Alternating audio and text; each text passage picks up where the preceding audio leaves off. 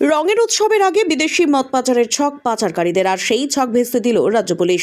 মার্চের প্রথম সপ্তাহে রঙের উৎসব, আর তার আগে বাড়ছে মদের চাহিদা। শুধুমাত্র এই রাজ্যে নয়, বিহারেও বাড়ছে মদের চাহিদা। কিন্তু ড্রাই স্টেট হওয়ায় বিহারে মদের যোগান দিতে শিলিগুড়িকে করা হচ্ছে করিডর। বেআইনিভাবে শিলিগুড়ি থেকে মদ যাচ্ছে বিহারে। এবার আবার বিহারে মদ পাচারের ছক ভেস্তে দিল রাজ্য পুলিশ। প্রায় লক্ষাধিক টাকার বিদেশি মদ শিলিগুড়ি দিয়ে পাচারের ছক কষেছিল পাচারকারী, কিন্তু পুলিশের অভিযানে মদ পাচারের সব প্ল্যান গেল ভেস্তে।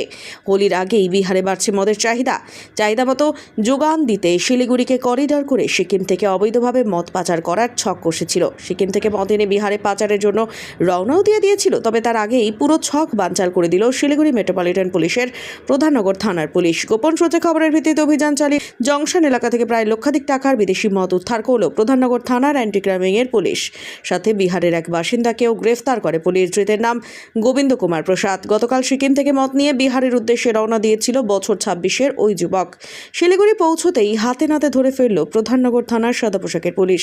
একটি ট্রলি ব্যাগের ভেতর থেকে প্রায় 21 বোতল দামি মদ উদ্ধার হয়। এই মদ বিহারে চড়া দামে বিক্রি হতো, যার বাজার মূল্য প্রায় লক্ষাধিক টাকা। ধৃতকে শিলিগুড়ি আদালতে তোলা হয়।